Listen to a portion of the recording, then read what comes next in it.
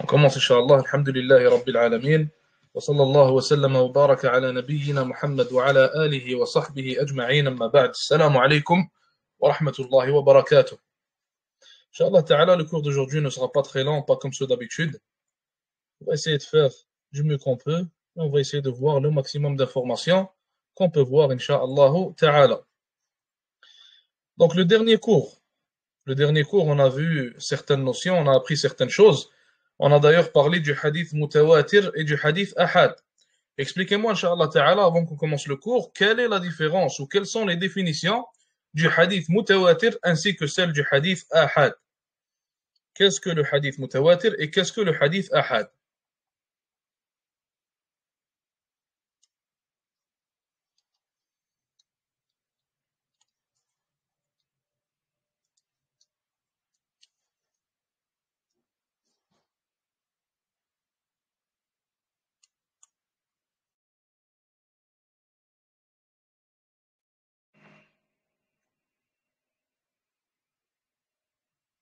Hadith mutawatir rapporté par un grand nombre de gens. Barakallahu fikum. On a cité qu'il y a certaines conditions pour que le hadith soit considéré mutawatir. Quelles sont ces conditions?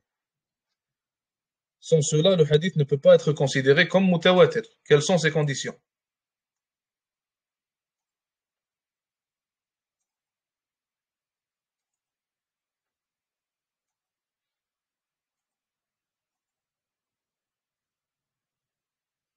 Une preuve tangible, ça c'est la première des choses, barakallahu fik. Qu'est-ce qu'il y a d'autre?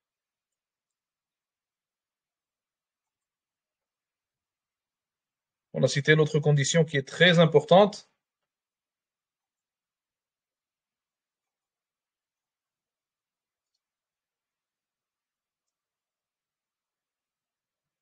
Preuve tangible, donc qu'il ait soit vu, soit entendu. Ça ne peut pas être basé sur la pensée. Qu'est-ce qu'il y a d'autre?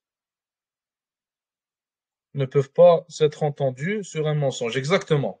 Donc que le nombre il soit assez grand et que la situation fasse en sorte que ces gens-là ne se soient pas entendus sur un mensonge. Ça, c'est la première des conditions. Que ce soit un nombre et une condition qui fait en sorte, ou plutôt l'événement, comment il s'est passé, que sa condition fait en sorte qu'il ne se soit pas, ou que ce soit impossible plutôt, qu'il se soit entendu sur un mensonge tout simplement. Et la deuxième des choses, comme le frère il a cité, c'est que ce soit basé sur une preuve tangible tout simplement. Et le hadith ahad, qu'est-ce qu'on a dit à son propos? Et avant cela, le hadith mutawatir, quel est son jugement? Quel est le jugement d'un hadith qui est mutawatir? Si on arrive à savoir que le hadith il est mutawatir, quel est son jugement? Sahih, oui, il est sahih, mais c'est pas ça que je veux dire. On avait cité une chose au dernier cours, une chose qui est importante. Le hadith mutawatir, comment est-ce qu'on le voit? L'information qui nous est rapportée qui est mutawatira, comment est-ce qu'elle doit être prise? Est-ce qu'il y a un doute à son propos? Est-ce qu'on a un doute à propos de ce qui est mutawatir? Transmet une science certaine. Barakallahu fik, exactement. Donc c'est une science certaine, c'est ce qu'on appelle une chose qui est qat'iyya, qui est certaine. Qat'iyya en arabe, tout simplement. Donc la science qui nous est rapportée par une narration mutawatira, elle est qat'iyya. Elle est 100% sûre et certaine, il n'y a aucun doute à son propos, tout simplement. Et on avait cité des exemples dans le cours passé, vous pouvez Inch'Allah y revenir pour ceux qui ne s'en rappellent pas. Et pour ce qui est de l'ahad, qu'est-ce qu'on a dit à propos de l'ahad? Est-ce que lui aussi transmet une science certaine, le ahad?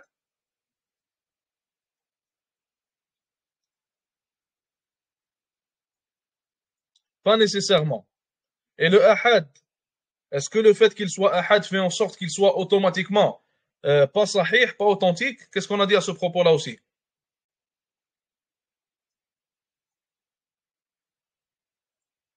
Non, c'est ça, exactement. Donc le fait qu'il y ait seulement trois personnes ou deux personnes ou une personne dans la chaîne de narration, dans les étages de la chaîne de narration, ne fait pas en sorte que le hadith est automatiquement faible. Mais plutôt ce qui est à faire, c'est étudier la chaîne de narration du hadith pour en sortir avec une conclusion, soit authentifier le hadith ou alors citer qu'il est faible tout simplement. Donc on était rendu ici. Il a dit, rahmatullahi alayhi, l'auteur, Ibn Hajar, rahimahullah, il a dit, وَكُلُّهَا سِوَى الْأَوَّلِ آحَادُ. Et ça, on l'avait vu. Ici, c'est écrit en anglais, mais on va, Inch'Allah, ta'ala, traduire en français. Il a dit, et tous ces types que j'ai cités, sauf le premier, sont considérés comme ahad. Et ça, on en a parlé, on l'a déjà cité. Donc, le premier hadith qu'il avait cité ici, Turuqin bila adadin muayyan, ça, il avait dit que c'est mutawatir, on l'a expliqué. Et les trois autres types qui sont venus après, ça, on avait dit que le mashhour ici, al-aziz, al-gharib, on a dit qu'ils sont ahad et non pas mutawatir, tout simplement. Donc, ça, pas besoin de le répéter, on l'a déjà expliqué. Après, il a dit, وفيها المقبول والمردود. Il a dit وفيها المقبول والمردود. Et il y a parmi ces hadiths-là qui sont ahad, des hadiths qui sont maqboul et des hadiths qui sont mardoud. Qu'est-ce qu'on veut dire par le terme maqboul? Le terme maqboul signifie un hadith qui est accepté. Un hadith qui est accepté. Donc, on pourrait dire, pour simplifier la compréhension, on pourrait dire c'est un hadith qui est cité comme étant authentique, tout simplement. Le hadith est authentique. Et on accepte seulement les hadiths authentiques. Sauf qu'il faut que vous sachiez une information. Ça, vous pouvez, Inch'Allah Ta'ala, l'écrire. Ça va pas vous compliquer la compréhension. C'est pas une information qui va nécessairement vous servir pour le moment, mais après, Inch'Allah, plus tard, elle va être importante à connaître. Il faut savoir que les savants du hadith, les savants qui étaient là avant Ad-Daraqutni, on peut dire avant les années peut-être 500, 600, 400, après le hijra, rahmatullah alayhim ajma'in, les savants du hadith, qui faisaient partie des premiers savants du hadith, qu'on appelle as-salaf, on pourrait les appeler salaf, ce sont les prédécesseurs dans la science du hadith, donc à ne pas confondre avec les salaf quand on en parle dans la aqidah ou dans le fiqh, on ne parle pas des trois premières générations, mais plutôt on parle des prédécesseurs et le dernier parmi eux, comme l'ont cité les savants, c'était Daraqutni rahimahullah. Donc tous les savants du hadith, avant Daraqutni rahimahullah, ils avaient seulement deux types de hadith. Il y a ce qui est authentique et il y a ce qui est faible, ce qui est daïf tout simplement. Donc pour eux, il n'y avait pas de hadith Hassan. Et ceux qui sont venus après eux, parmi eux figure Ibn Hajar, dont on est en train d'étudier le livre, rahimahullah, il y a Nawawi, et ceux qui sont venus après ces gens-là, rahmatullahi alayhim, qui sont eux aussi des savants du hadith, eux ont rajouté ce qu'on appelle le hadith Hassan, al-hadith al-Hassan. Et eux ont cité que le hadith Hassan est aussi authentique, sauf qu'il est un peu plus faible que le hadith Sahih, que le hadith authentique, comme on va le voir, Inch'Allah Ta'ala, dans les prochaines pages. Est-ce qu'il y avait le terme Hassan parmi, ou plutôt chez les premiers savants du hadith? Oui, bien sûr, ce terme-là existait. Parmi ceux qui l'utilisaient beaucoup, on avait Tirmidhi, rahimahullah, dans son livre Sunan. Mais la définition du mot Hassan, la définition du hadith Hassan chez les premiers savants du hadith n'est pas la même que chez ceux qui sont venus après Daraqutni, rahimahullah, tout simplement. Donc ça, c'est une information à garder en tête. Pourquoi est-ce qu'on parle de ça? Parce qu'ici, remarquez ce qu'il a dit, il a dit وَفِيهَا الْمَقْبُولُ وَالْمَرْدُودُ. Et il y a, à propos parmi les hadiths ahad, il y a les hadiths acceptés et les hadiths refusés. Donc si on voit ça comme le voyaient les premiers savants du hadith, on va dire, ça veut dire qu'il y a les hadiths qui sont sahih et ceux qui sont daïf, tout simplement. Il y a l'authentique, le faible, et ça s'arrête là. Et si on prend ça selon les savants qui sont venus après Daraqutni, alors on va dire que parmi les hadiths qui sont acceptés, on a le sahih et le hasan. On a l'authentique et le hasan. Et parmi les hadiths qui sont refusés, qui ne sont pas acceptés, on a le daïf, tout simplement. Donc vous voyez, Inch'Allah Ta'ala, un peu la différence. Ça va faire en sorte qu'on va rajouter le hasan sous al-maqboul, sous les hadiths qui sont acceptés, tout simplement. Et quand on dit que les seuls hadiths qu'il y avait pour les salaf, pour les premiers savants du hadith, c'était le sahih et le daïf, ça ne veut pas dire qu'il n'y avait pas d'autres noms de hadiths. Sauf que les autres hadiths rentraient sous les hadiths authentiques ou alors sous les hadiths daïf tout simplement. Et ça, Inch'Allah Ta'ala, on va le voir dans les prochaines pages et ça va être plus clair pour vous.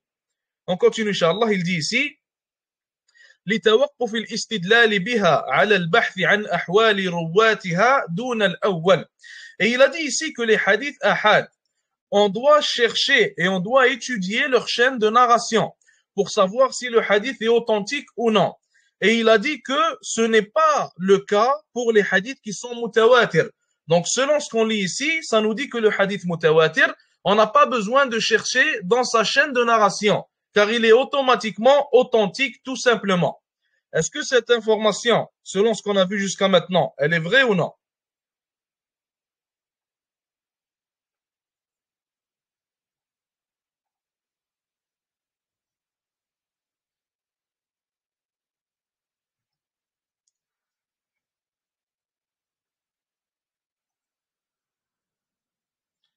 Cette information, elle est vraie? Pourquoi elle est vraie?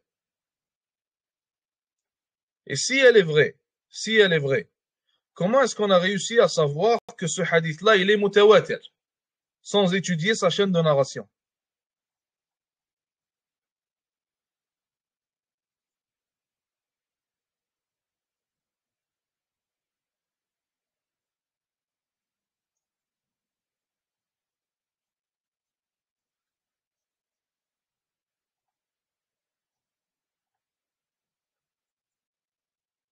Car il y a plusieurs isnads du même maître, mais même s'il y a plusieurs isnads, même si le hadith est venu avec plusieurs chaînes de narration, il faut voir ces chaînes de narration-là pour établir qu'il est mutawatir.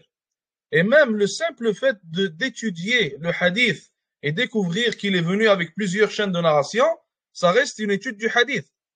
Pourtant ici, il nous dit que on n'étudie pas les chaînes de narration du mutawatir et on le considère automatiquement comme étant sahih. En réalité, ce qu'il veut nous dire ici, rahimahullah, c'est que du moment où on étudie un hadith et qu'on établit que ce hadith-là, il est mutawatir de par ses chaînes de narration, alors à ce moment-là, après avoir établi qu'il est mutawatir, tu n'as plus besoin de chercher à savoir s'il est authentique ou non. Car le simple fait qu'il soit mutawatir fait en sorte qu'il est authentique automatiquement, tout simplement. Donc c'est comme ça qu'on comprend sa parole, rahimahullah. Alors que pour ce qui est des autres hadiths qui sont ahad, donc les trois types de hadiths qu'il a cités jusqu'à maintenant, qui sont des hadiths ahad, pour ces hadiths-là, tu dois étudier la chaîne de narration de chacun de ces hadiths. Et tu dois aussi, excusez-moi, tu dois voir dans ces chaînes de narration-là et voir si ces chaînes de narration sont authentiques ou non à chaque fois, tout simplement.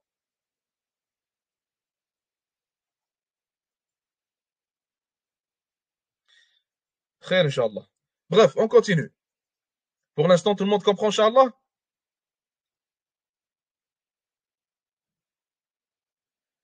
Il continue en disant وقد يقع فيها ما يفيد العلم النظري بالقرائن على المختار.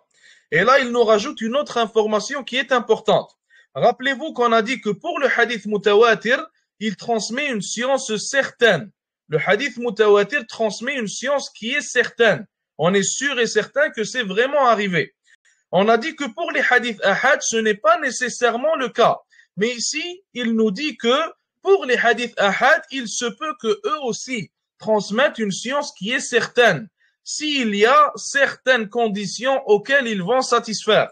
Ici, il ne va pas parler des conditions, il en parlera peut-être plus tard, Inch'Allah Ta'ala, parce que les conditions à ce propos-là sont plutôt d'un autre niveau d'étude du hadith, c'est pas du premier niveau, mais il dit que des fois, il y a certaines conditions auxquelles le hadith peut satisfaire, et même s'il est ahad, il va transmettre une science qui est certaine, tout simplement.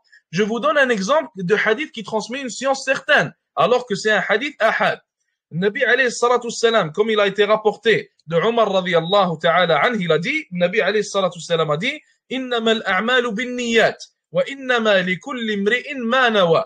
Le Nabi alayhi salatu salam, il a dit, il y a une suite aussi au hadith, il a dit, certes, les actions ne valent que par leurs intentions. Et chaque personne aura une récompense à propos de ce qu'il a eu comme intention, tout simplement. Ce hadith-là, tout le monde le connaît. Ce hadith-là, la umma du prophète, alayhi salatu salam, quand je dis la umma, je parle de tous ces savants. Ils ont consenti sur le fait que ce hadith-là, il est authentique, il est accepté, il est authentique, et il a vraiment été dit par le Nabi, alayhi salatu salam. Sauf que ce hadith-là, il est ahad. Le seul qui a rapporté ce hadith du prophète, alayhi salatu salam, c'est Omar radiyallahu anhu. Donc ça fait en sorte que le hadith, il est considéré comme gharib. Le hadith, il est considéré comme gharib. Malgré ça, ce hadith est accepté. Et ce hadith est considéré comme une information certaine qui nous est parvenue et qui a vraiment été dite par le Nabi, alayhi salatu wassalam. Et cela est dû à des raisons. La première des raisons, c'est que la umma, toute la communauté du prophète, alayhi salatu wassalam, tous ces savants l'ont accepté comme étant une science certaine. Et le fait que la umma consente sur un hadith ou consente sur une chose, ça fait en sorte que cette chose-là, elle est vraie. Car le Nabi, alayhi salatu salam, il a dit dans le hadith, La tajtami'u ummati ala dalal. Ma umma, ma communauté ne consentit pas sur une déviance. Donc ça nous a prouvé en réalité que ce hadith, le fait qu'ils aient consenti sur son authenticité, ça ne peut pas être une déviance, malgré que le hadith soit un hadith ahad. Parmi les autres conditions auxquelles le hadith peut satisfaire pour être considéré comme une science certaine qui nous est transmise, il y a par exemple le fait qu'il soit rapporté par Al-Bukhari et Muslim rahmatullahi alayhima.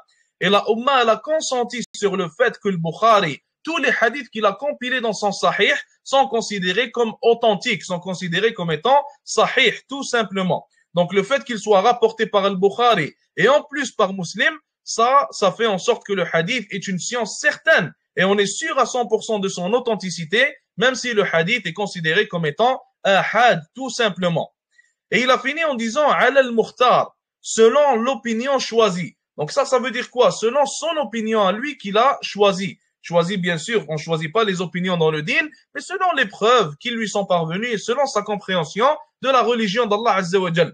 Donc selon lui, il a dit c'est ça l'opinion qui est correcte. Et ça nous prouve quoi? Ça nous prouve que à ce propos, à propos de la chose que je viens de vous expliquer, il y a une différence d'opinion entre les savants tout simplement. Est-ce que tout le monde comprend pour l'instant? On passe à l'autre chapitre, Inch'Allah.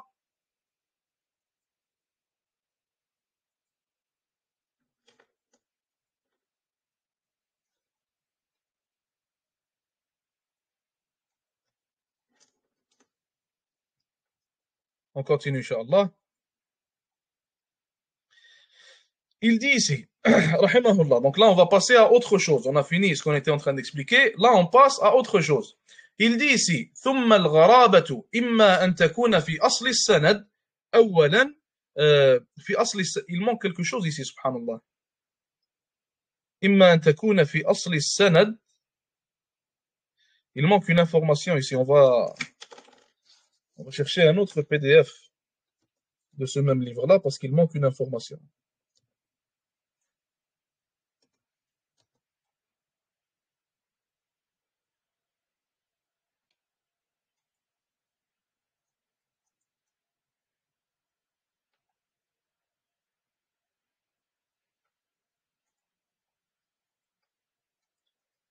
Donnez-moi juste une seconde, Inch'Allah.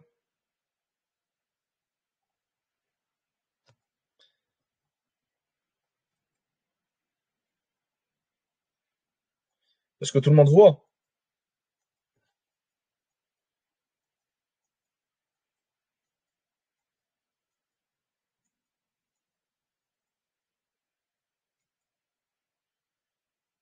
Ok, donc on est rendu là. Il a dit ثم الغرابة إما أن تكون في أصل السند أو لا. Finalement, il manquait rien, subhanallah, c'est mon erreur. Donc il a dit al-gharaba. Qu'est-ce que le gharaba? C'est l'étrangeté dans le hadith. Et là, il va nous parler du hadith gharib. Il va nous expliquer que le hadith gharib est divisé en deux. Le hadith gharib qu'on a vu est de deux types. Il nous dit al-gharaba, l'étrangeté qu'il y a dans le hadith qui a fait en sorte qu'on le définit comme étant un hadith gharib, un hadith étrange. Elle peut être soit dans le asl du sanad, à la source de la chaîne de la narration, ou alors elle peut être autre part tout simplement. Qu'est-ce qu'il veut dire par là? Il veut nous dire que la source de la chaîne de narration, il faut savoir déjà que la source de la chaîne de narration, c'est là où on a le compagnon radiyallahu ta'ala anhu. Le compagnon qui rapporte ce hadith-là du prophète alayhi salatu wassalam directement, il est à la source de la chaîne de la narration. Pourquoi? Car tout simplement, sans le compagnon radiyallahu anhu, on n'aurait pas le hadith. C'est lui le premier à le rapporter et ça a fait en sorte que son statut dans la chaîne de narration est le statut de la source. Il est dans la source de la chaîne de narration. Donc ici, Ibn Hajar rahimahullah, il nous dit que l'étrangeté, le fait qu'on ait un seul narrateur, comme on avait expliqué déjà l'étrangeté le cours passé, le fait qu'on ait un seul narrateur, ça peut se trouver à la source de la chaîne de narration. Et un exemple de cela, le hadith que je viens de vous citer de Omar radiyallahu anhu, qu'il rapporte du prophète alayhi salatu wassalam. Certes, les actions ne valent que par leurs intentions. Le seul compagnon radiyallahu anhu à avoir rapporté ce hadith-là du prophète sallallahu alayhi wa sallam, c'est Omar radiyallahu anhu, tout simplement. Et ça fait en sorte que le hadith, premièrement, c'est un hadith gharib, c'est un hadith étrange. Et deuxièmement, ça fait en sorte que l'étrangeté, elle est dans la source de la chaîne de narration. Car c'est le compagnon qui est le seul à l'avoir rapporté, radiyallahu anhu. Il nous dit ici que lorsque l'étrangeté, elle est dans la source de la chaîne de narration, le hadith va s'appeler al-fardul mutlaq. ou alors on peut dire al-gharib ou al-mutlaq. Donc ça veut dire quoi al-gharib ou al-mutlaq si on traduit en français? Ça veut dire le hadith étrange de manière complète, si je peux dire ça comme ça, de manière complète, de manière générale. Al-fard et al-gharib, ça veut dire la même chose, ce sont des synonymes. Al-fard et le gharib, ça parle d'une seule personne qui rapporte le hadith. Al-fard, ça veut dire le seul. Le gharib, ça veut dire le hadith qui est étrange. Donc ici, il nous dit que le hadith dans l'étrangeté se trouve à la source de la chaîne de narration. On l'appelle al-fardul mutlaq ou alors al-gharibul mutlaq, tout simplement.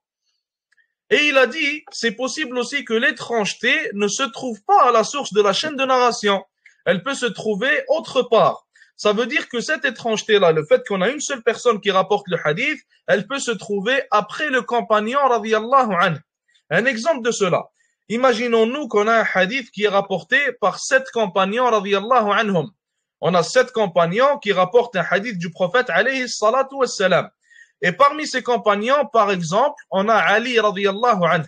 Ali figure parmi les 7 qui le rapportent de Nabi alayhi salatu wassalam. Et de Ali, il y a seulement une seule personne qui rapporte ce hadith. Donc il y a seulement une personne qui a entendu ce hadith et l'a rapporté de Ali radiyallahu ta'ala anhu. Donc le fait qu'il y ait seulement une personne qui le rapporte de Ali, ça fait en sorte que le hadith, avec cette chaîne de narration-là, est considéré comme gharib, il est considéré comme étrange. Mais la gharaba, l'étrangeté, ne se trouve pas à la source. Elle ne se trouve pas là où il y a le compagnon radiyallahu anhu, mais elle se trouve après le compagnon radiyallahu ta'ala anhu.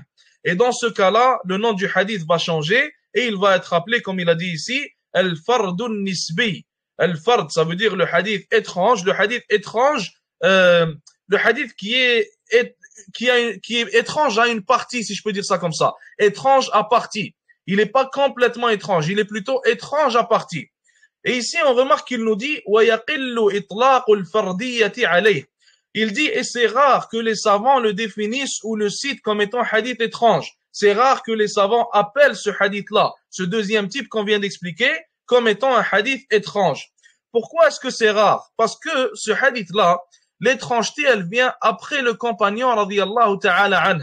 Donc dans le cas, dans l'exemple qu'on a cité, on a 7 compagnons qui rapportent le hadith, même s'il y a une chaîne de narration comme celle de Ali, où il y a une étrangeté après Ali radiyallahu anhu, c'est pas vraiment important, car le hadith a été rapporté par 7 autres chaînes de narration qui vont faire en sorte que le hadith sera considéré comme plus fort, son authenticité sera considérée comme étant plus forte tout simplement. Et tout ça, Inch'Allah, vous allez le comprendre au fur et à mesure avec le temps et avec les études. Est-ce que pour l'instant tout le monde comprend? Est-ce que tout ce qu'on a cité, Inch'Allah Ta'ala, tout le monde a compris pour l'instant? Ou est-ce qu'il y a des questions?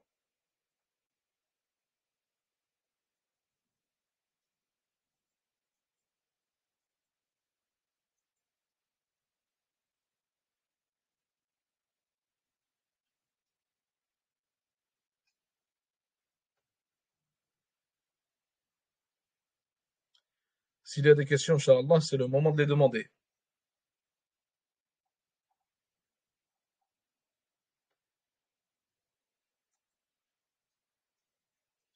Un hadith Hassan, si on le traduit, on peut dire un hadith correct, un hadith bon. On peut le traduire comme ça en français. Mais sinon, même dans les livres traduits, ils vont garder habituellement le terme Hassan. Ils vont pas le traduire.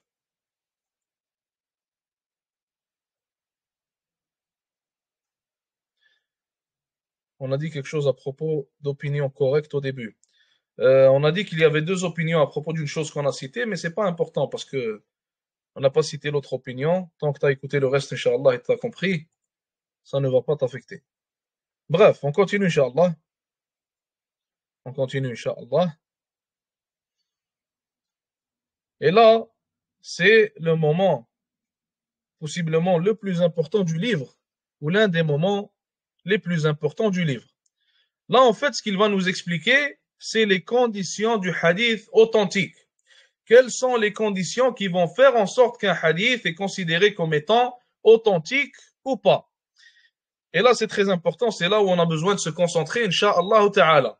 Donc, il dit, rahimahullah, wa khabarul ahadi. Il dit, et si on a un hadith ahad, Pourquoi est-ce qu'il nous parle du hadith ahad et il nous parle des conditions de l'authentique à propos du hadith ahad? Car on a dit tout simplement que si le hadith est mutawatir et on établit qu'il est mutawatir, alors on n'a plus besoin de chercher s'il est authentique ou pas. Mais pour le ahad, on a toujours besoin de chercher car il n'est pas mutawatir. Il transmet pas toujours une science certaine.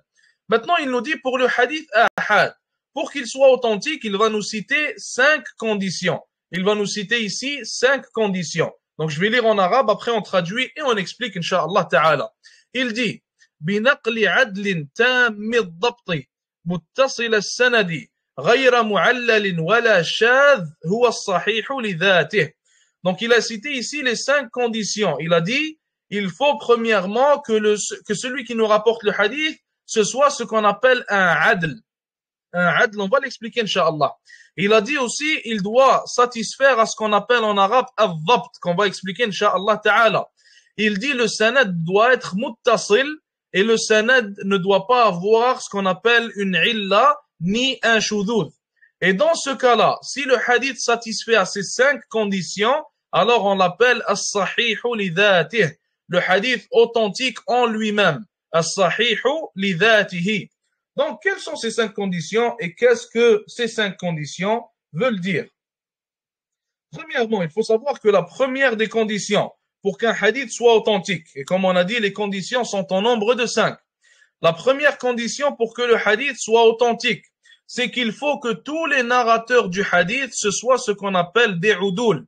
Udul, c'est au pluriel. Et au singulier, que ce soit un adl. Le rapporteur du hadith doit être ce qu'on appelle un adl, tout simplement. Et un adl, c'est quoi? Qu'est-ce que ça signifie une personne qui est adl? C'est une personne qui n'est pas un fasiq. C'est le contraire du fasiq.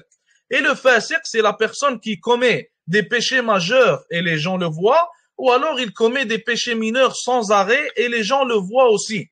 Donc la personne qui est comme ça, c'est ce qu'on appelle un fasiq. Et son contraire, c'est le adl. C'est celui qui ne commet pas ça. C'est celui qui est religieux. C'est une personne de confiance, tout simplement. Si on veut vulgariser ça et définir ça d'une manière plus simple, c'est toute personne religieuse qui est une personne de confiance, tout simplement. C'est ça le adl. Donc la première condition, c'est que tous les narrateurs du hadith, ce soit ce qu'on appelle des udul. Et au singulier, c'est le adl. Le adl, c'est la personne religieuse de confiance. Donc ce n'est pas un fasiq, ce n'est pas quelqu'un qui commet des péchés ouvertement devant tout le monde, pas quelqu'un qui commet des péchés majeurs, c'est un adl tout simplement. On pourrait aussi rajouter une chose qu'il ne peut pas commettre en tant que adl. On pourrait rajouter une dernière chose qu'il ne peut pas commettre en tant que adl, qui est ce qu'on appelle khawarimul muru'a. C'est ce qu'on appelle khawarimul muru'a. Qu'est-ce que ça veut dire khawarimul muru'a? C'est toute chose qui va impacter, si je peux dire ça comme ça va impacter l'honneur d'une personne ou ça va impacter l'image d'une personne auprès des gens. Donc c'est des choses qui ne devraient pas se faire même si ces choses-là ne sont pas haram. Et un exemple de ça, un exemple d'une chose d'une histoire plutôt qui s'est réellement passée avec Al-Bukhari rahimahullah. Al-Bukhari rahimahullah, un jour, il est allé pour prendre un hadith d'une personne et il a voyagé 2 mois pour aller écouter ce hadith-là et le rapporter. Et quand il est arrivé devant cette personne-là, il l'a vu faire en sorte, ou plutôt faire comme s'il avait de la nourriture dans sa main pour que son cheval vienne à lui, pour que son cheval le suive, alors qu'en réalité, il n'avait pas de nourriture dans sa main. Et ça fait partie de quoi? Ça fait partie de ce qu'on appelle khawarim al-muru'a. Et les savants disent que auparavant, ça ne s'applique plus au jour d'aujourd'hui, mais auparavant, ou plutôt ça ne s'applique pas partout, car ça peut changer de pays en pays, d'époque en époque. Khawarim al-muru'a peuvent changer. Certains savants disent ou plutôt beaucoup de savants disaient qu'auparavant, le fait de manger à l'extérieur à la vue de tous faisait partie de ce qu'on appelle khawarim al-muru'a. Donc celui qui fait ça, son hadith n'était pas pris. Le fait par exemple, certains diraient que le fait d'avoir les cheveux à découvert en tant qu'homme, tu ne caches pas ta tête, tu ne caches pas tes cheveux, ça faisait aussi partie auparavant de ce qu'on appelle khawarim al-muru'a. Et toutes ces choses-là faisaient partie, des choses qui faisaient en sorte que les savants du hadith ne prenaient pas le hadith de certaines personnes. Donc le adl, celui qui ne fait pas de péché majeur, ne fait pas de péché mineur à la vue de tous sans arrêt, et aussi ne tombe pas dans ce qu'on appelle khawarim al-muru'a, tout simplement. Ça c'était pour ce qui est de la première des 5 conditions. Donc chacun des narrateurs du hadith doit satisfaire à cette condition qu'on appelle al-adala. Le fait d'être un adl, c'est ce qu'on appelle en arabe al-adala, la qualité de l'adala. Un adl, c'est injuste, c'est plus profond que ça. Si on veut traduire ça rapidement, on peut dire injuste, mais c'est plus profond que ça. C'est selon l'explication qu'on a donnée. Donc ça doit satisfaire à tout ce qu'on a expliqué. Un adl doit satisfaire à toutes ces conditions-là qu'on a citées. On continue, Inch'Allah. Deuxième condition. La deuxième condition, c'est ce qu'on appelle al-dhabt. La deuxième condition, c'est ce qu'on appelle al-dhabt. Al-dhabt, c'est quoi? C'est que la personne maîtrise le hadith ou les narrations qu'il est en train de nous rapporter. Et il les maîtrise du moment où il les a apprises et entendues jusqu'au moment où il doit les délivrer et les rapporter aux gens. Pourquoi est-ce qu'on ajoute cette dernière phrase dans la définition? Pourquoi est-ce qu'on dit qu'il doit les maîtriser du moment où il les entend jusqu'au moment où il les rapporte aux gens? Tout simplement car il est possible qu'une personne maîtrise les hadiths au début de sa vie quand il est jeune et il a une bonne mémorisation, bonne maîtrise, mais à la fin de sa vie, sa mémorisation devient faible et il n'a plus la maîtrise qu'il doit avoir des hadiths. Donc ces hadiths peuvent être considérés comme authentiques durant une certaine partie de sa vie, dû à sa maîtrise. Et après, quand la maîtrise s'est affaiblie, les hadiths peuvent être considérés comme étant faibles et à ne pas prendre. Et il y a certains narrateurs, ceci est leur cas. Et les savants disent à propos d'eux, juste un exemple, ils disent maintenant, avant ses 40 ans, s'il rapporte un hadith avant ses 40 ans, le hadith est authentique. Et s'il le rapporte après cette période, le hadith n'est pas à prendre, il est faible. Tout simplement. Et il y a de tels exemples, comme je vous ai dit, dans les livres de Ilm al-Rijal. Ça, c'était la deuxième condition. On n'a pas encore fini. La maîtrise doit être à propos de deux choses, ou alors à propos de une des deux au minimum. Il doit maîtriser le hadith qu'il mémorise s'il le rapporte par mémorisation, et il doit aussi avoir une maîtrise à propos des livres, des hadiths, excusez-moi, qu'il a écrits. Par exemple, il a un cahier de notes, il écrit les hadiths dans son cahier de notes. Son cahier de notes ne doit pas être touché par des enfants, par exemple, qui pourraient barbouiller certaines choses, changer un certain sens. Le cahier de notes aussi ne doit pas être, par exemple, dans un endroit où les insectes peuvent l'atteindre et manger certaines parties de ce qui est écrit, par exemple, ce qui pourrait changer le sens. Donc, s'il nous rapporte un hadith de par sa mémorisation, il doit avoir ce qu'on appelle dhabtus sadri. En arabe, on appelle ça dhabtus sadr. C'est la maîtrise de ce qu'il a dans la poitrine. Ce qu'il a dans la poitrine, c'est ce qu'il mémorise. Donc, maîtriser ce qu'il mémorise s'il nous rapporte le hadith par mémorisation et maîtriser ce qui est écrit dans son livre et l'avoir bien écrit, l'avoir bien préservé s'il nous rapporte le hadith à propos de ce qui est écrit dans son livre. Et ce deuxième type-là, c'est ce qu'on appelle dhabtul kitaba. Dhabtul kitaba, tout simplement. Dhabtul kitab. Et des fois, certains savants du hadith vont dire un tel, lorsqu'il rapporte un hadith de sa mémorisation, ces hadiths sont faibles, car sa mémorisation est faible et n'est pas bonne. Mais s'il rapporte un hadith de son livre où il a écrit les hadiths qu'il a entendus, alors le hadith est authentique et il est à prendre, car son hadith qui est écrit dans ses livres est préservé, tout simplement. Donc il se peut qu'on trouve certains narrateurs, on prend ce qui est de leur mémorisation mais pas de leur livre, ou alors le contraire. Et il y a des narrateurs, bien sûr, on prend ce qui est de leur mémorisation ainsi que ce qui est de leur livre, dû à la bonne préservation et à la bonne maîtrise, tout simplement. Est-ce que pour l'instant tout le monde comprend? Est-ce que vous avez besoin d'éclaircissement?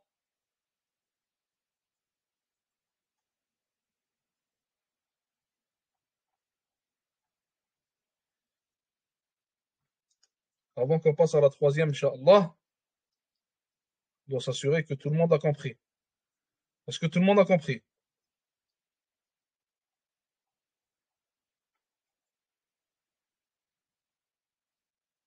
La deuxième condition, c'est, on a dit dhabt. Le dhabt, c'est quoi? C'est la maîtrise. Et on a dit les deux types de dhabt, on a dhabt au sadr, la maîtrise de ce qu'il a dans la poitrine, voulant dire la maîtrise de ce qu'il mémorise, et on a dhabt al-kitaba, la maîtrise et la préservation de ce qu'il écrit, voulant dire il maîtrise et il préserve ce qu'il a écrit dans son livre, tout simplement.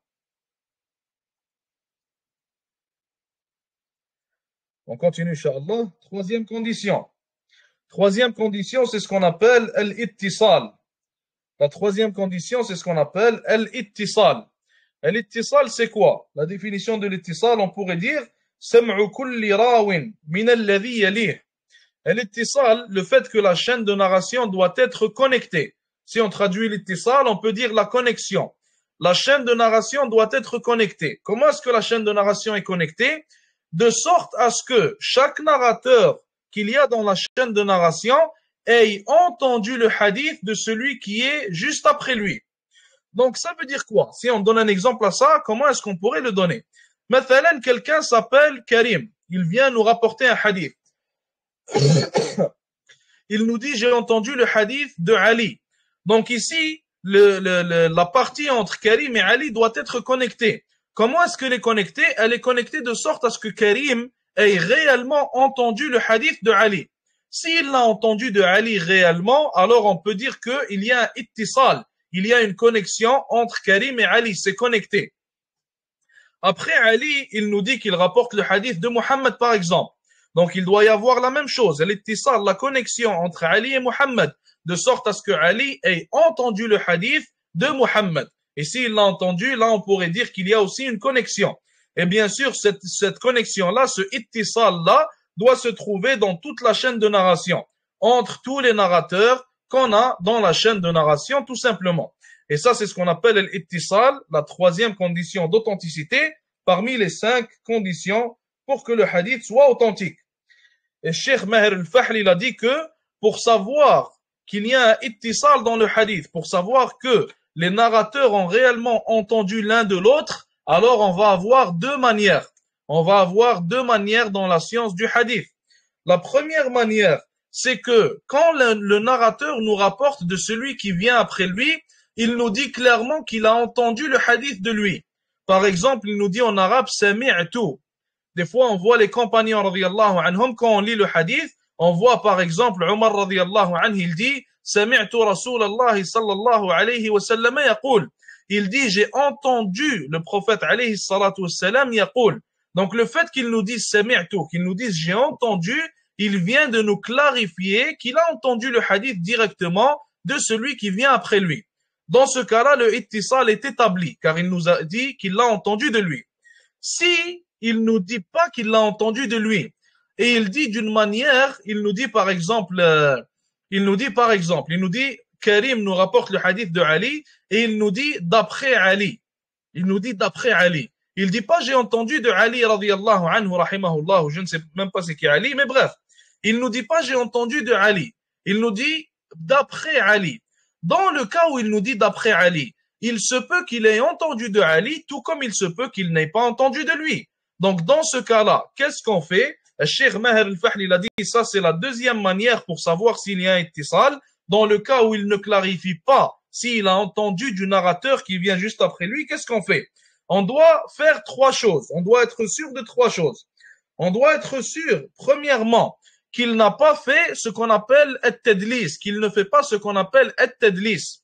Inch'Allah ta'ala, pour cette partie-là de tadlis, vous pouvez juste l'écrire sans que je vous donne l'explication, car on va l'expliquer, Inch'Allah, dans les prochains cours. Ça va venir dans les prochains cours. Si on l'explique maintenant, ça pourrait peut-être nous prendre du temps. Donc, juste écrivez. Première condition, pour qu'on établisse l'ittisal, on établisse la connexion. Dans le cas où le narrateur ne clarifie pas qu'il a entendu de celui après lui, première condition, qu'il n'ait pas fait ce qu'on appelle at-tadlis, que le narrateur n'ait pas fait ce qu'on appelle at-tadlis. Deuxièmement, on doit être sûr qu'il y a eu entre les 2 narrateurs ce qu'on appelle al-mu'asara. Ce qu'on appelle al-mu'asara. Qu'est-ce que le mu'asara? Al-mu'asara, ça veut dire qu'ils ont vécu en même temps. Ils étaient vivants au même moment, tout simplement. Ça ne veut pas dire qu'ils ont le même âge, ils sont nés le même jour et morts le même jour. C'est pas ça qu'on veut dire. Mais durant une partie de leur vie, les 2 étaient vivants. Excusez-moi. Les 2 étaient vivants en même temps. C'est ça que ça veut dire tout simplement. Par exemple, on va dire Karim mathalan, quand il avait mathalan 20 ans, Ali avait 40 ans. Durant une certaine période de leur vie, les 2 étaient vivants en même temps. Et pourquoi est-ce qu'on veut établir ça? On veut être sûr qu'ils se sont rencontrés. Et la troisième condition vient aussi établir cela, la troisième condition qu'on appelle al-mulaqat. Al-mulaqat. Alors, al-luqya, on pourrait dire ça comme ça. Thubut al-liqa. Thubut al-liqa, ça veut dire quoi? Ça veut dire qu'on doit être sûr qu'ils se sont rencontrés. On doit être sûr, pour cette troisième condition-là, qu'ils se sont rencontrés. Et si ça satisfait à ces trois conditions-là, alors il faut savoir que la connexion, elle va être établie. On va établir qu'il y a le ittisal, qu'il y a la connexion entre les deux narrateurs, même si il n'a pas clarifié, même si le narrateur n'a pas dit clairement qu'il a entendu de celui qui vient après lui, tout simplement. Tant qu'il y a ces trois conditions-là, on établit l'ittisal, même s'il ne le dit pas clairement, tout simplement. Répétez les trois conditions. On a dit, premièrement, déjà, ça va se diviser en deux situations. Dans la situation où le narrateur nous dit clairement qu'il a entendu de celui qui vient après lui, dans ce cas-là, l'ittisal, il est établi. Dans ce cas-là, l'ittisal, il est établi. Dans le cas où il ne dit pas clairement qu'il a entendu de lui, par exemple, il nous dit d'après un tel. D'après un tel, ça peut vouloir dire qu'il a entendu d'un tel directement, comme ça peut vouloir dire qu'il l'a entendu d'un autre. Ça ne veut pas nécessairement dire qu'il a entendu directement de lui. Dans ce cas-là, si le hadith satisfait, ou plutôt si sa narration satisfait à trois conditions, alors on dit que le ittisal est établi, même s'il n'a pas dit clairement qu'il a entendu de lui. Quelles sont les trois conditions? Premièrement, qu'il n'ait pas fait ce qu'on appelle le tadlis. Et ça, on a dit, on va l'expliquer, Inch'Allah, dans les prochains cours. Deuxièmement, qu'ils aient été vivants en même temps. Troisièmement, qu'ils se soient rencontrés, tout simplement. S'il y a ces trois conditions, alors même s'il ne nous dit pas clairement qu'il a entendu de lui, on établit quand même qu'il y a ce qu'on appelle l'ittisal, que l'ittisal est établi. La connexion est établie, tout simplement. Tout le monde comprend pour cette troisième condition? On passe à la quatrième, Inch'Allah. Pour l'instant, est-ce que tout le monde comprend?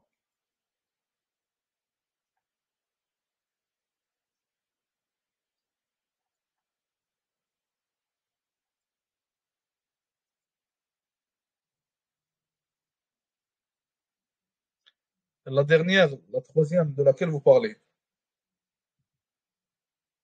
La troisième, c'est thubut al-liqa. La troisième, c'est il faut qu'on soit sûr qu'ils se soient rencontrés. Il faut qu'on soit sûr qu'ils se soient rencontrés. C'est ça la troisième. C'est celle-là?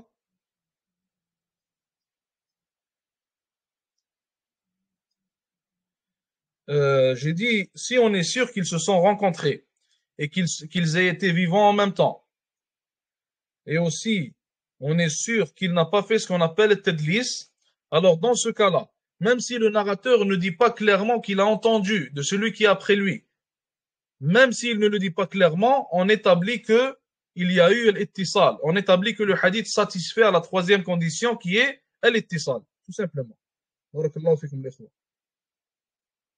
C'est quoi le mulaqat? Le mulaqat, c'est le fait qu'ils se soient rencontrés. Le mulaqat, le luqya, c'est qu'ils se soient rencontrés. On est sûr qu'ils se soient rencontrés. Le mulaqat, ça vient du mot liqa. Liqa qui veut dire rencontre en arabe.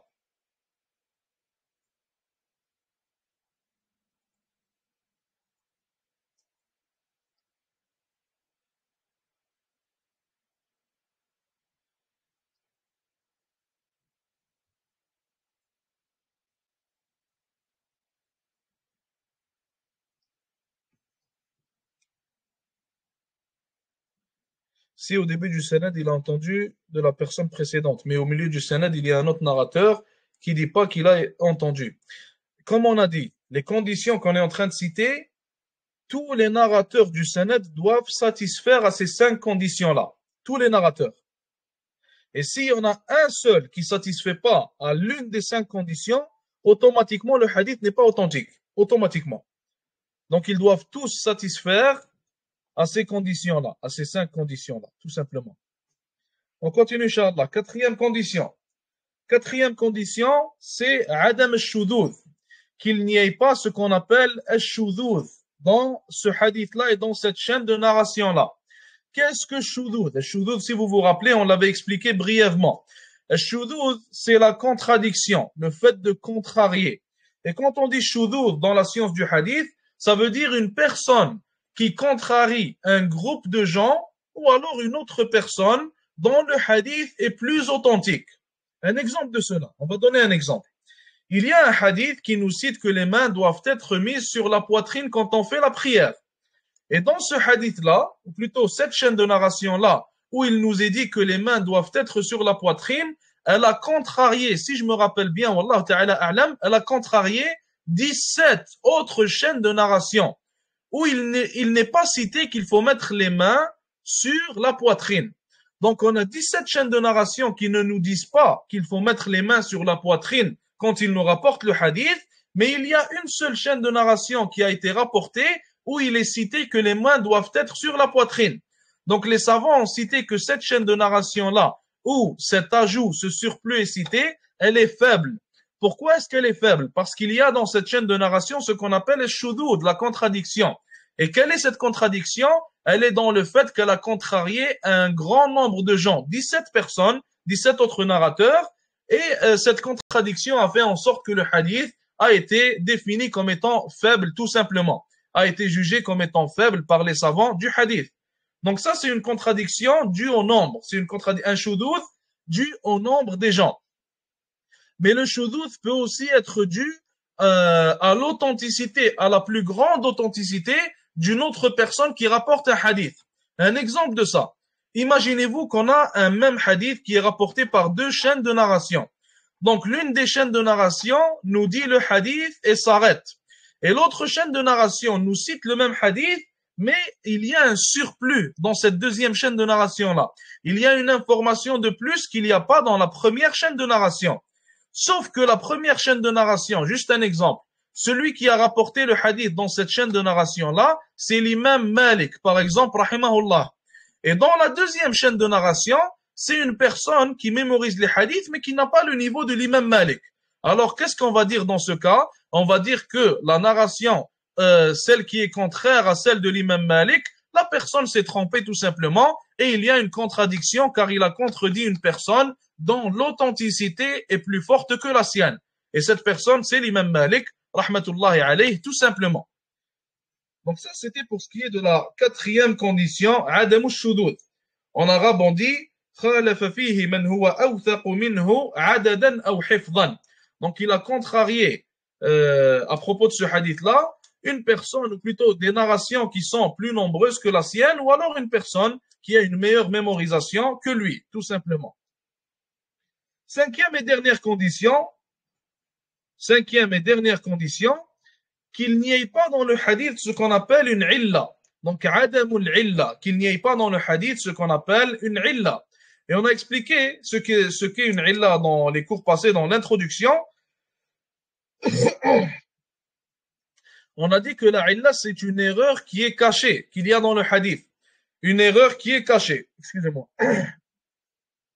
Donc, une erreur que la plupart des gens ne vont pas voir, ne vont pas remarquer et détecter. Et les savants du hadith vont remarquer cette erreur-là. Dans ce cas-là, c'est ce qu'on appelle une illa. Et le hadith ne doit pas avoir de illa pour être authentique. Un exemple de illa. Imaginez-vous, mathalan, qu'on voit un hadith, les narrateurs vont satisfaire à toutes les conditions pour que le hadith soit authentique. Mais qu'après, les savants du hadith découvrent qu'en réalité, l'une des personnes qu'il y a dans cette chaîne de narration-là, par exemple, on s'est trompé à propos de son nom. Ou alors, on va dire, mathalan, l'une des personnes qu'il y a dans cette chaîne de narration n'a pas rencontré la personne de qui il prétend rapporter le hadith. Donc, dans ce cas-là, c'est ce qu'on appelle une illa, une erreur qui est cachée, que seuls les savants du hadith peuvent détecter et peuvent apercevoir, tout simplement. Donc, il ne doit pas y avoir de illa dans le hadith pour qu'il soit considéré comme authentique. Donc, on va reciter les 5 conditions de manière très rapide. Premièrement, la première condition, c'est l'adl, al-adala. Qu'ils soient tous udul, qu'ils soient tous des gens justes de confiance religieux, tous les narrateurs. Deuxième condition, c'est ce qu'on appelle al-dhabt, la maîtrise. Qu'il maîtrise sa mémorisation et qu'il maîtrise aussi ce qu'il y a dans son livre. 2 types, on a dit dhabt riwaya, dhabt kitaba et dhabt sadr. Donc dhabt kitaba, c'est quoi? C'est la maîtrise et préservation de son livre où il a écrit les hadiths. Et le deuxième type de dhabt, dhabt sadr, c'est la maîtrise de ce qu'il a mémorisé. Troisième condition, l'ittisal, qu'il y ait que tous les étages dans la chaîne de narration soient connectés par écoute l'un à l'autre, tout simplement. Quatrième condition, adam al-shudud, qu'il n'y ait pas ce qu'on appelle un shudud, une contradiction. Et cinquième et dernière condition, adam al-illa, qu'il n'y ait pas ce qu'on appelle une illa, une erreur cachée, une erreur qui est subtile, tout simplement. Est-ce que tout le monde a compris?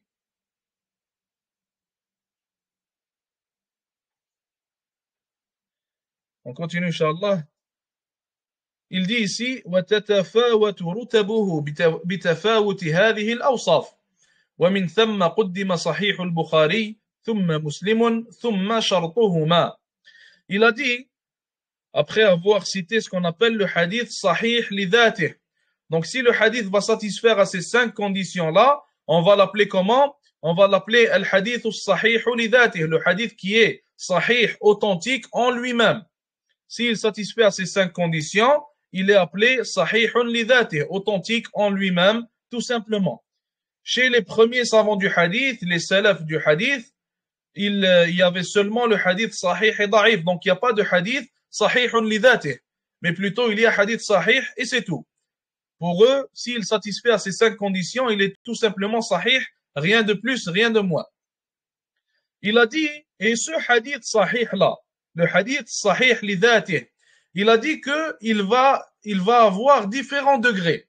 Ce ne sont pas tous les hadiths sahih qui sont du même degré. Ce ne sont pas tous les hadiths authentiques qui ont la même force d'authenticité. Mais plutôt, ces degrés vont différer. De manière à ce que plus, plus il satisfait à ces cinq conditions-là, plus il va être cité comme étant authentique et jugé comme étant authentique. Ça veut dire quoi?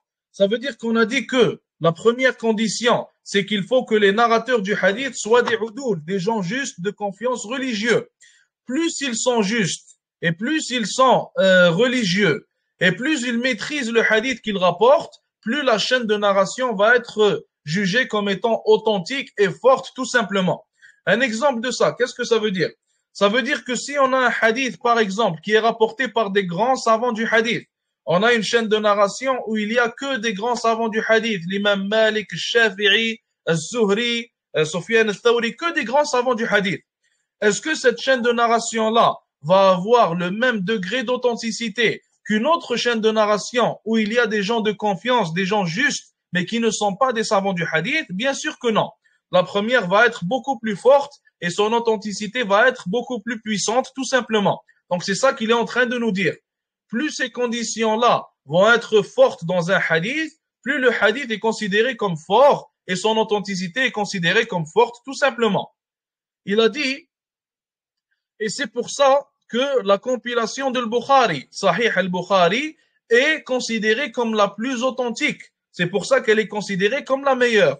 Et c'est pour ça qu'après elle, Sahih Muslim est la deuxième meilleure. Donc le deuxième meilleur livre de hadith, le deuxième plus authentique, c'est Sahih Muslim. Et il a dit, et c'est aussi pour ça que, en troisième position, on a tous les hadiths qui vont satisfaire aux conditions citées par Al-Bukhari et par Muslim rahmatullahi alayhima.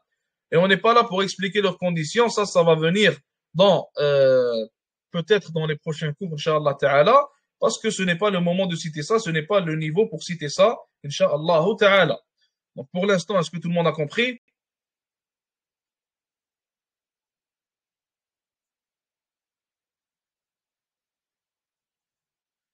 Pour l'instant, Inch'Allah Ta'ala, tout le monde comprend.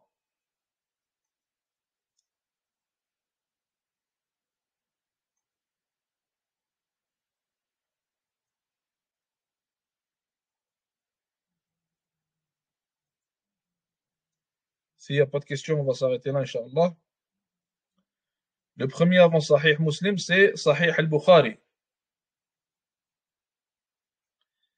Je pourrais pas mettre la partie qu'on a étudiée en écrit parce qu'elle vient pas de l'autre PDF et j'ai pas la traduction française.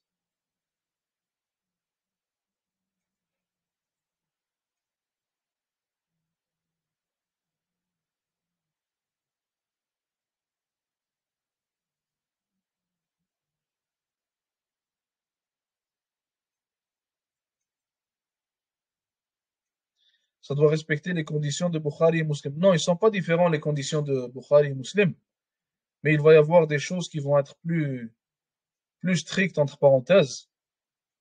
Et ça, Inch'Allah Ta'ala, on le verra en temps et lieu, Inch'Allah.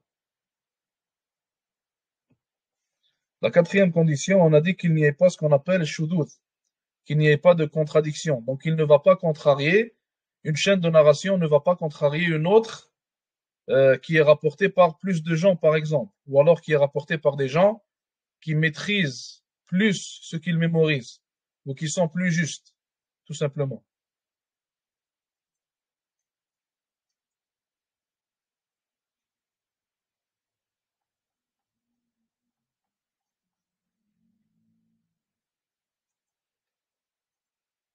Est-ce qu'il y a d'autres questions?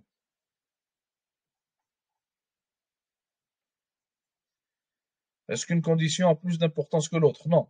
Comme on a dit, s'il manque une seule condition, le hadith est faible. S'il manque juste une des 5 conditions, le hadith est faible.